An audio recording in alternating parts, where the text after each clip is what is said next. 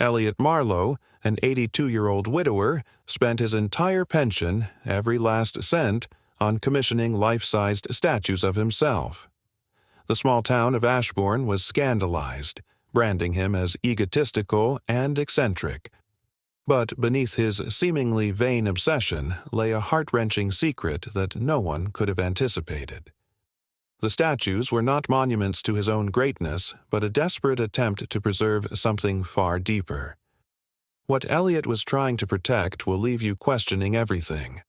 Elliot Marlowe had always been a peculiar figure in Ashbourne. With his wiry frame, sharp eyes hidden behind round glasses, and his habit of carrying a leather-bound journal, he was both an enigma and a source of speculation. Once a celebrated history teacher at Ashbourne High, Elliot retired quietly 10 years ago, retreating into solitude after the death of his wife, Margaret.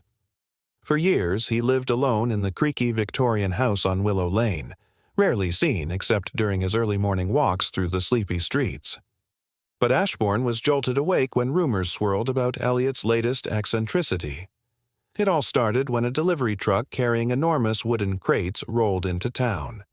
Curious onlookers gathered near Elliot's home as workers unloaded the crates, faces flushed from effort. "What's inside?" someone asked, but the workers just shrugged. 2 weeks later, the mystery unraveled in the most shocking way. Elliot had commissioned not one, not two, but 12 life-sized statues of himself. Sculpted in meticulous detail, each statue depicted a different phase of his life. A young Elliot, fresh-faced and full of hope, a middle-aged Elliot, clutching a book mid-lecture, and an elderly Elliot, frail yet dignified, leaning on his cane. The statues weren't private displays. With permission from the town council, granted after Elliot's impassioned arguments, the statues were placed all around Ashbourne. One stood at the park, another near the library, and yet another outside the school where Elliot had taught for decades. As the statues appeared, so did the whispers. "What on earth is he thinking?" muttered Ruth, the baker, her voice laced with disdain. "Spending all that money on himself? It's absurd." The butcher, a burly man named Charles, chimed in. "Narcissism, plain and simple. Who spends their entire pension on statues of themselves? The old man's lost it." The statues became the talk of the town. Some laughed at the absurdity, while others were outright offended. To many, it seemed like a grotesque display of vanity. Yet Elliot appeared unfazed. Every day he visited the statues as if greeting old friends. He stood before them, cane in hand, gazing at them with a mix of pride and melancholy. When asked about them, he would smile faintly and reply, "What do you see?" This cryptic response deepened the town's curiosity. Was he mocking them, or was there some deeper meaning to his actions? The children, however, saw the statues differently. To them, they were not symbols of vanity, but of mystery. They ran from one statue to the next, creating stories about the adventures of the many Elliots scattered around town. The young Elliot became a daring explorer, the middle-aged Elliot a wise scholar, and the elderly Elliot a sage. Lucas, a 10-year-old with a wild imagination, became particularly fascinated. He lingered near the elderly Elliot statue in the park, tracing its weathered face with his fingers. "Why did you do it?" he asked one day, finding the real Elliot seated nearby. Elliot chuckled, his eyes twinkling. "What do you think they mean, lad?" Lucas frowned, thinking. "It's like, you're telling a story?" Elliot nodded, his smile widening. "Smart boy. Maybe one day you'll understand the whole story." Meanwhile, the adults continued grumbling. Ruth, ever the critic, even organized a petition to have the statues removed. "They're an eyesore," she declared during a town meeting, "and a waste of public space." But as weeks passed, something curious happened. The townsfolk found themselves drawn to the statues. They noticed the intricate details, the way young Elliot's eyes sparkled with hope, the middle-aged Elliot's quiet intensity, and the elderly Elliot's posture, fragile yet strong. Then there were the plaques. At the base of each statue was a brass plaque inscribed with poetic phrases. Time slips away, but love lingers.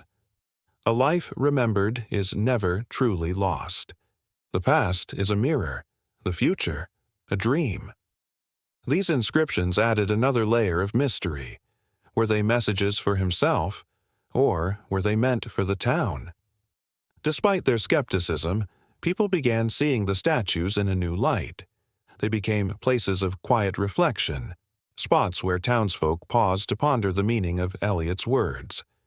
Even Ruth found herself lingering near the statue outside her bakery one evening, her mind drifting to memories of her late husband. The statues became fixtures of the town's daily life. Some used them as meeting points. Others saw them as a reminder of their own journeys. Lucas, however, continued to ask Elliot questions about the statues whenever he saw him. Each time, Elliot's answers grew more enigmatic. Elliot's visits to his statues continued, each one marked by long moments of quiet reflection. Sometimes he would reach out and touch their surfaces, as if grounding himself in the memories they represented. The young Elliot statue in the park seemed to bring him a particular kind of solace, and he would linger there longer than at the others. Yet one question remained unanswered. Why had Elliot done it? What had compelled him to spend his entire pension on this peculiar project? The answer, as Ashbourne would soon discover, was more profound than anyone could have imagined. The statues had been in place for weeks when Elliot announced a small unveiling ceremony, inviting the townsfolk to join him at the park. The announcement arrived as handwritten notes slipped under doors or tucked into mailboxes. The note read, an invitation to reflect, "Join me at the park this Sunday at 4 p.m. E. Marlowe." At first, many scoffed. Ruth rolled her eyes. "He's making a spectacle of himself," she muttered. Charles, the butcher, dismissed it as another of Elliot's antics. Yet curiosity had a way of worming into even the most skeptical hearts. By Sunday, a modest crowd had gathered at the park, their chatter filled with speculation. Elliot stood near the young statue of himself, dressed in a crisp, old-fashioned suit that seemed a relic of another era. His cane rested at his side, and his face wore an expression of quiet determination. He surveyed the crowd with a slight nod before clearing his throat. "Thank you for coming," he began, his voice steady but soft. "I know my actions have caused quite a stir. Some of you may think me vain, foolish, or even senile. I don't blame you for thinking so. But today, I hope to show you these statues are not about me. They are about us, about living, loving, and leaving something behind." The crowd fell silent, their curiosity piqued. Elliot gestured toward the young statue beside him. "This," he said, "is not merely a likeness of me in my youth. It represents dreams, boundless optimism and naivety we all once carried. Do you remember that version of yourself?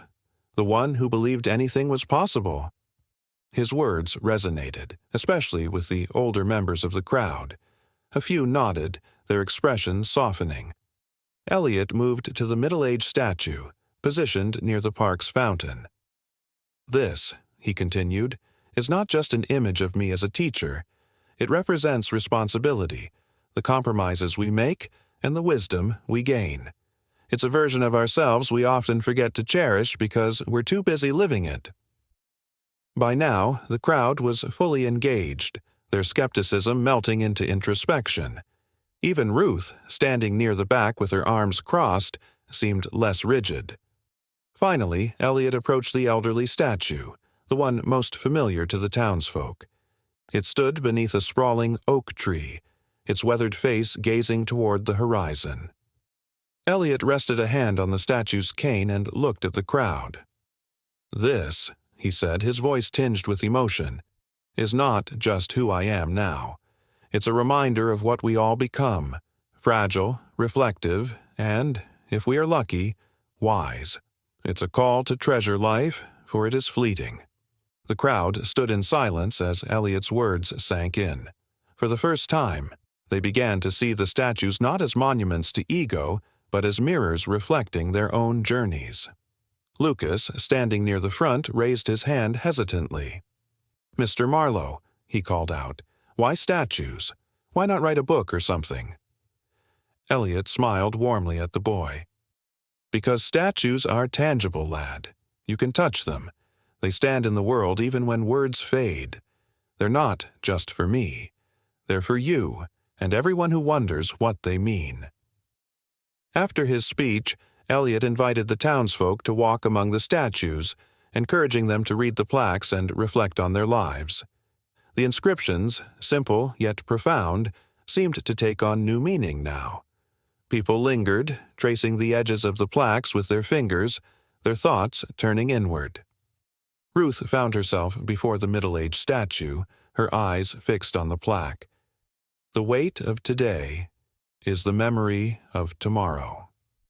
She thought of her husband, gone now for nearly a decade, and the life they had built. For the first time in years, she smiled at the memory.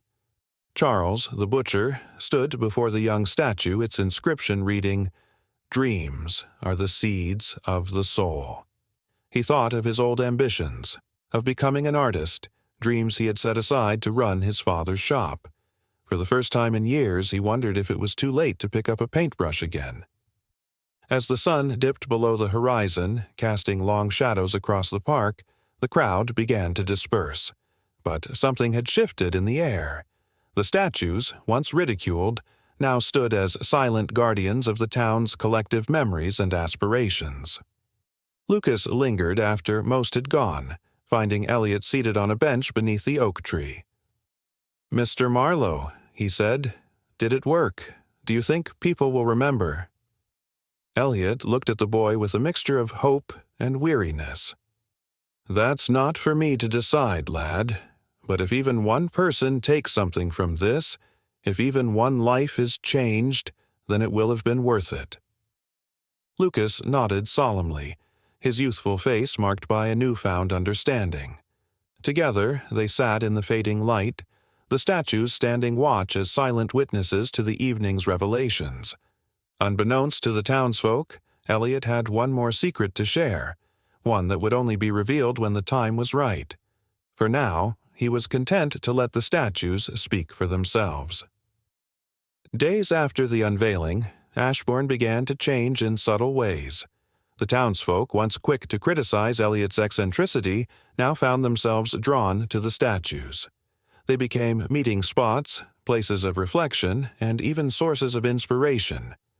Ruth began baking cookies inspired by the phrases on the plaques, calling them Elliot's wisdom bites. Charles dusted off his paintbrushes and started sketching again, rediscovering his long-lost passion for art. But the most profound transformation occurred in Lucas.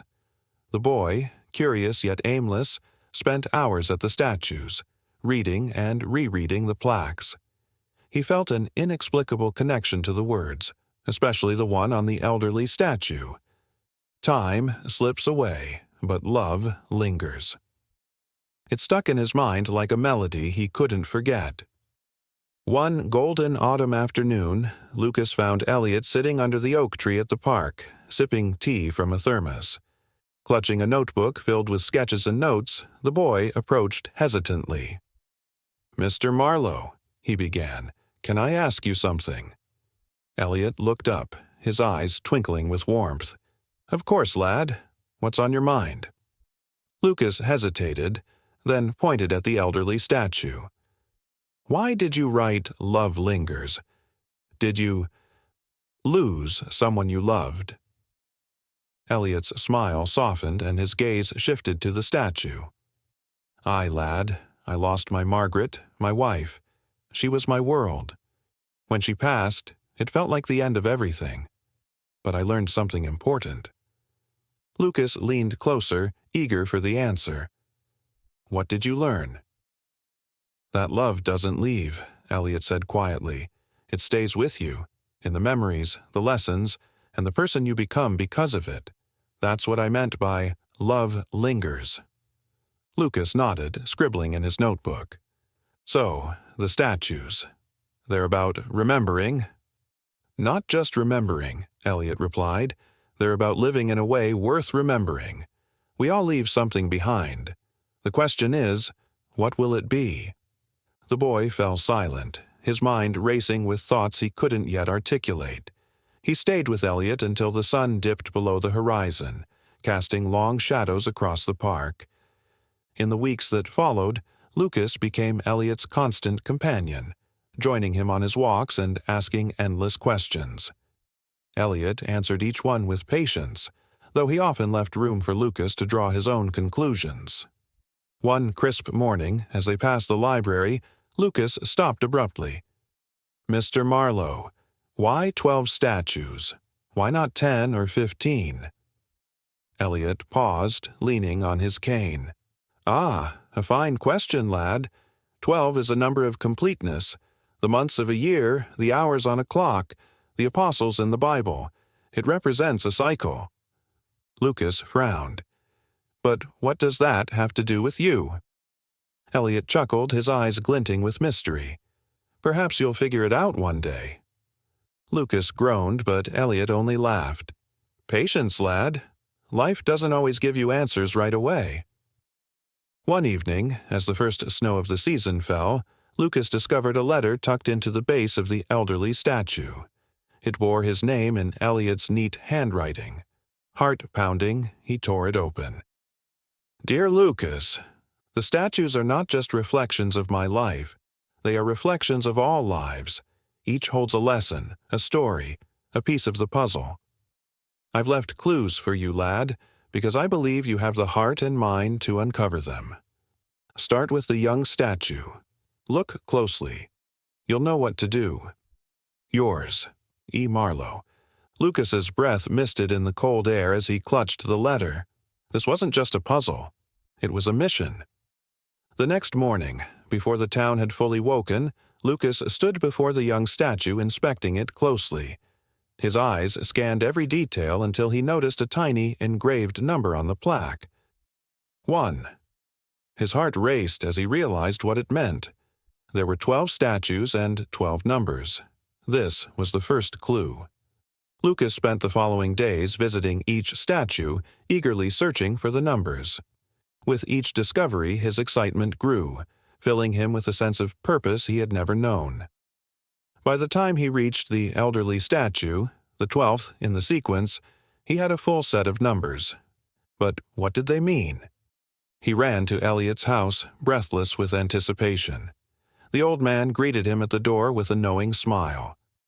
"Ah, so you found the numbers." "Yes," Lucas exclaimed, waving his notebook. "But I don't know what they mean." Elliot chuckled, ushering him inside. "Patience, lad. The answer will come in time. For now, let's have tea and talk." As they sat by the fire, Elliot shared stories from his past, tales of love, loss, and the moments that had shaped him. Lucas listened intently, realizing that the statues, the plaques, and the numbers were pieces of a larger story, a story not just about Elliot, but about life itself. That night, as Lucas walked home through the snow, he felt a newfound sense of purpose. He didn't yet understand the full meaning of the puzzle, but he knew one thing. Elliot had entrusted him with something important, and he wouldn't let him down. Winter in Ashbourne had a way of softening the town, blanketing its streets and rooftops in a pristine white coat. For Lucas, however, the cold days were anything but quiet. He was consumed by the puzzle Elliot had left him. Each of the 12 statues and their numbers seemed to whisper a secret just out of reach. His notebook overflowed with sketches, questions, and theories, but the answer remained elusive. Every afternoon, Lucas visited Elliot, the two of them sitting by the fire as Lucas vented his frustrations. "I've tried every combination of the numbers," Lucas said one day, his voice tinged with exasperation. "I don't get it, Mr. Marlowe. What do they mean?" Elliot, as always, listened patiently. "Perhaps," he said with a twinkle in his eye, "the answer isn't in the numbers themselves, but in what they point to." Lucas frowned. "But they're just numbers." "Are they?" Elliot asked, leaning forward. Or are they guides? Think, lad. What do numbers do? What are they for? Lucas spent the next week puzzling over Elliot's words. He revisited the statues, studying their plaques and positions. It wasn't until he stood before the young statue one snowy evening, the soft glow of streetlights reflecting off the snow, that something clicked. The numbers weren't random. They corresponded to the statue's locations. When plotted on a map, the statues formed the outline of a clock. Heart pounding, Lucas rushed home, marked the positions on a town map, and connected the dots. The next morning, Lucas ran to Elliot's house, map in hand. "Mr. Marlowe, I figured it out," he shouted. Elliot's face broke into a smile. "Did you now? Come in and show me." Lucas spread the map across the table. "It's a clock. The statues make a clock." Elliot nodded, his eyes shining with pride. "Very good, lad. And what does a clock do?" It tells time," Lucas offered. "Exactly," Elliot said. "And what is time, Lucas?" The boy hesitated. "It's how we measure our lives." Elliot smiled. "That's part of it. Time is how we live. It's the moments we spend, the memories we create, and the legacy we leave. The statues form a clock because they represent life's cycle: youth, adulthood, old age, and what ties it all together, Lucas?" Lucas thought hard. The plaques, the lessons, they're the things that last. Elliot's smile widened. "Precisely." Lucas felt accomplished, but Elliot's words lingered. The clock was part of the puzzle, but it wasn't the whole story. Revisiting the statues, Lucas read the plaques with new eyes. Each phrase carried deeper meaning. Dreams are the seeds of the soul. Responsibility shapes the heart. Time slips away, but love lingers. The lessons, Lucas realized, weren't just about Elliot's life, they were about everyone's. One day, Lucas found Ruth at the middle-aged statue, her hands resting on the plaque. "It's funny," she said. "I used to think these statues were nonsense. Now, I can't stop thinking about what they mean." Lucas grinned. "That's the point. Mr. Marlowe wanted people to remember what's important." Ruth nodded, her eyes glistening. "And he's done a fine job of it."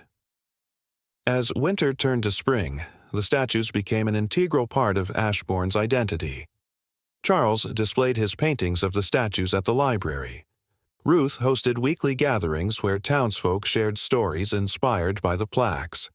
The statues, once ridiculed, now brought the community together. Lucas felt proud of his role in spreading the messages, but he sensed the story wasn't finished. Elliot had grown quieter, his health visibly declining as the seasons passed. Lucas began to notice the tiredness in Elliot's steps, the faraway look in his eyes, and the moments when he seemed lost in thought. One rainy afternoon, as they sat by the fire, Lucas worked up the courage to ask the question that had been gnawing at him. "Mr. Marlowe," he said softly, "why did you trust me with this?" Elliot studied him for a long moment before answering. "Because, Lucas, you see things others don't. You ask questions. You care about the answers. This puzzle wasn't just for you to solve. It was for you to share." Tears pricked Lucas's eyes. "But what happens when you're not here anymore?" Elliot rested a hand on the boy's shoulder. "That's the beauty of it, lad. I don't need to be here. The statues, the lessons, they'll live on. And you, Lucas, will carry them forward." That evening, Lucas sat by the elderly statue, the weight of Elliot's words settling over him. The moonlight reflected off the weathered face, its gaze fixed on the horizon, and Lucas felt a surge of determination. Whatever came next, he promised himself, he would ensure that Elliot's story and its lessons would live on, not just in the statues, but in the hearts of everyone who passed by them. Spring in Ashbourne was a season of renewal, yet there was an unspoken heaviness in the air. The statues, now beloved fixtures of the town, stood tall, as if aware of the weight they carried. Elliot's health was declining steadily, and though he rarely mentioned it, the changes were clear. Lucas noticed it most. Elliot insisted on their walks, though they were shorter now. He leaned on Lucas more than his cane, and Lucas didn't mind. He had grown fiercely protective of the old man, sensing their time together was finite. "The seasons change, lad," Elliot said one morning by the fountain near the middle-aged statue. "That's the way of things. Each season leaves something behind for the next." Lucas nodded, silent. He didn't want to think about the season when Elliot might not be there. One afternoon, Elliot handed Lucas an envelope. "This is for you," he said softly. "But don't open it yet. You'll know when the time is right." Lucas held the envelope, curiosity burning, but he nodded. "Okay, Mr. Marlowe." Over the weeks, Elliot's visits to the statues grew less frequent. He spent more time indoors, gazing out his window at the oak tree. Lucas often found him there, recounting stories of Margaret, his teaching years, and moments that shaped him. One story lingered in Lucas's mind. Elliot spoke of a day, years ago, when he sat alone in his garden, overwhelmed by life's burdens. Margaret had found him there. She said to me, "Elliot, time isn't something you spend. It's something you give. To yourself, to others. What you give is what matters." Elliot's voice cracked. She was right. Time is the greatest gift we have. Lucas carried those words home, the unopened envelope tucked in his pocket. He found himself replaying them in his mind as he sat under the stars that night, wondering how one life could give so much to another. The day came sooner than Lucas expected. One warm summer morning, Ruth found Elliot in his chair by the window, his eyes closed, a faint smile on his face. The town mourned deeply. The man once seen as eccentric was now remembered as Ashbourne's quiet teacher of life's greatest lessons. Lucas was inconsolable. The loss left a void no words could fill. For days he avoided the statues, unable to face them without Elliot. But one evening, as the sun set in fiery hues, he remembered the envelope. Hands trembling, Lucas opened it. Inside was a letter, written in Elliot's familiar hand. "Dear Lucas, if you're reading this, it means I've gone. But don't be sad, lad. I've had a full life, and sharing it with you was a gift. Now it's your turn. The statues, the plaques, the lessons, they're yours. Use them to remind others what matters: love, kindness, and the time we give. There's one more thing. Go to the elderly statue. Look at the base. You'll find something meant just for you. With love, E. Marlowe." Lucas wiped his tears, his heart racing as he hurried to the park.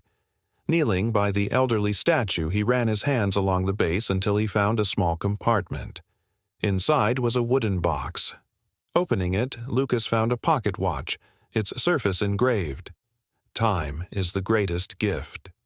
He traced the words with his fingers, the ticking watch in his palm feeling both heavy and reassuring. It was as though Elliot's voice lingered in the sound, reminding him to carry the lessons forward. The watch became Lucas's most treasured possession. Its quiet ticking reminded him of Elliot's lessons. As seasons turned, Lucas returned to the statues. This time, he wasn't alone. News of Elliot's passing spread, and townsfolk gathered around the statues drawn by his legacy. Ruth organized a memorial service where stories of Elliot were shared. Charles painted a mural of the statues against Ashbourne's hills. Children played near the statues, their laughter echoing through the park. Lucas began leading tours of the statues, sharing Elliot's lessons. He spoke of dreams, responsibility, love, and time, each word carrying the old man's wisdom. It became his mission to ensure the lessons reached every corner of the town, just as Elliot had wanted. One day, a young girl approached Lucas by the young statue. "Why are there statues of the same man everywhere?" she asked. Lucas knelt, smiling. "They're not just about him. They're about everyone. They remind us what's important in life." The girl frowned thoughtfully, then grinned. "I like them." Lucas watched her run off, his heart swelling with both grief and gratitude. Elliot had been right. The statues, the lessons, they would live on. Years later, Lucas, now a young man, sat beneath the oak tree where Elliot once rested. The pocket watch ticked steadily in his hand. Looking at the elderly statue, Lucas felt a deep peace. Time, he realized, wasn't something to fear or waste. It was something to give, to share, to cherish. And with that thought, he silently promised to carry Elliot's legacy forward, ensuring the gift of time would never be forgotten. Years passed, and Ashbourne transformed in ways Elliot Marlowe could never have imagined. Yet, amidst the inevitable march of progress, the statues remained, steadfast and unyielding. They were no longer merely works of art, they had become symbols of the town's soul. People came from nearby cities and far-off places to see them, to hear the stories Lucas now told with the same reverence Elliot once had. Lucas had grown into a man, his once boyish curiosity evolving into quiet wisdom. The pocket watch Elliot had left him never left his side. Its steady ticking had become a constant companion, reminding him of Elliot's lessons. Each tick renewed his purpose, to carry forward the legacy entrusted to him. One crisp autumn morning, Lucas stood before the young statue. A group of schoolchildren, accompanied by their teacher, gathered around him, their eyes wide with curiosity.